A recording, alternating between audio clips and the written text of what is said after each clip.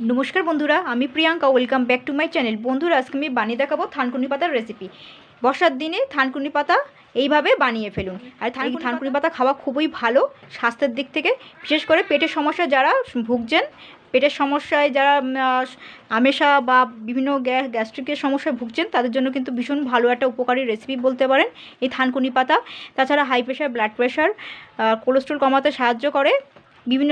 বিভিন্ন রকমের ওষুধের গুণ আছে এই থানকুনি পাতায়। আর এর সঙ্গে আমি একটুখানি গোটা কয়েক সজনে পাতা আমি ব্যবহার করব। সজনে পাতাও কিন্তু একইভাবে হাই প্রেশার, কোলেস্ট্রল, সুগার, বিভিন্ন রকমের রোগের এটা মহা ঔষধ বলতে পারেন। লিভারের জন্য ভালো। আর থানকুনি পাতাও সেম, তাই আমি দুটো একসঙ্গে আজকে বানিয়ে দেখাবো। এখানে আমি একটা কড়াই বসিয়ে দিয়েছি, সামান্য জল দিয়ে দিচ্ছি। দেখুন, এখানে আমি 2 কাপ পরিমাণই ধরুন জল দিয়েছি। সজনে পাতাগুলো আমি আগের থেকে ধুয়ে রেখেছিলাম, এবার আমি এর মধ্যে দিয়ে দিচ্ছি পাতাগুলো।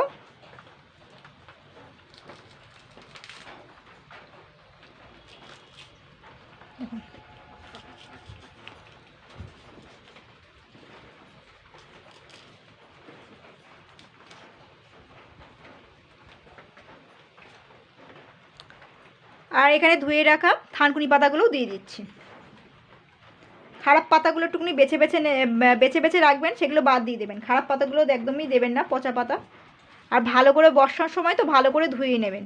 আমি ভালো করে ধুয়ে নিয়েছি থানকুনি পাতাটা। সামান্য একটু নুন দিচ্ছি,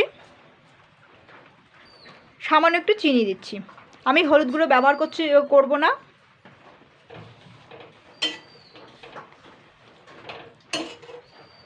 এর মধ্যে আমি আর কোনো রকম কোনো কিছু দেব না আমি, আর আপনারাও দেবেন না। এই ধরুন, পেঁয়াজ, রসুন, আদা এইসব কিছু কিন্তু কিছুই দেওয়া যাবে না। এটাকে এরকম সিদ্ধ সিদ্ধ রাখতে হবে। আর থানকুনি পাতা বাটা আরও ভালো, অনেকে তো খেতে চান না, তো এইভাবে করেও খেতে পারেন। ডায়াবেটিস নিয়ন্ত্রণ করে। তারপরে পেটের যে সমস্ত যেসব আমেশা রোগ, তারপরে পেট ব্যথার সমস্যা, গ্যাস্ট্রিকের সমস্যা, এইগুলোও কিন্তু খুব ভালো নিরাময় করে।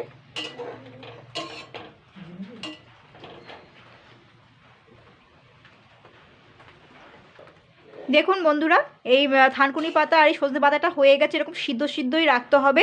আর এটা একটু ঠান্ডা হয়ে গেলে, পুরোপুরি যখন ঠান্ডা হয়ে যাবে, তখন দেখুন এই সাইডে যেরকম জল বেরিয়েছে না, এই জলটা একটু ঠান্ডা করে তারপরে খেয়ে নেবেন। একটু সর্ষের তেলও দিতে পারেন, সামান্য 1-2 ফোঁটা। আর এরকম সামান্য জাস্ট একটু নুন, একটু চিনি দিয়ে এরকম সিদ্ধ করে নেবেন। যত সিদ্ধ খাবেন তত ভালো উপকার। আর খবরদার যেন এগুলো ভাজা খাবেন না, ভাজা গেলে কিন্তু কোনো রকম উপকার পাওয়া যাবে না। যে বড়া করে খাবেন থানকুনি পাতার, এগুলো না খাওয়াই ভালো, কারণ যতটা সিদ্ধ খাবেন আর বাটা খাবেন ততই বেশি উপকার পাওয়া যাবে। এটা হয়ে গেছে, আমি এবারে এটা নামিয়ে নেবো ঠান্ডা করে। তারপরে গরম গরম ভাতের সঙ্গে পরিবেশন করতে পারেন। ছোট থেকে বড় সবাইকে দিতে পারবেন। আর ভীষণ উপকার, কিন্তু ভীষণ উপকার। বিশেষ করে বর্ষার সময় পেটের সমস্যাটা একটু বাড়ে সবারই কম বেশি। যার সমস্যা নেই তারও বাড়বে বর্ষার সময় পেটের সমস্যা।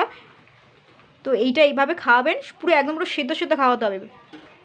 আমি কোনো রকম তেলও দিইনি, কোনো রকম মশলাও দিই না, কোনো রকম কিছু দেওয়াও যাবে না। আমি ঠিক যেরকম করে রান্না করলাম সেরকম করেই করে খাওয়াতে হবে, ছোটো থেকে বড়। থানকুনির পাতার কোনো অংশটাই ফেলা যাবে না, মানে জলটাও খেতে পারবেন, আর এই সবজি, এই যে পাতাগুলো, সেগুলোও খেতে পারবেন গরম ভাতের সঙ্গে। তবে ঠান্ডা করে নিয়ে তারপরে খেতে হবে, পুরোপুরি ঠান্ডা হয়ে গেলে তারপরে। আর দেখুন পাতাগুলো পুরোপুরিভাবে গলে গেছে।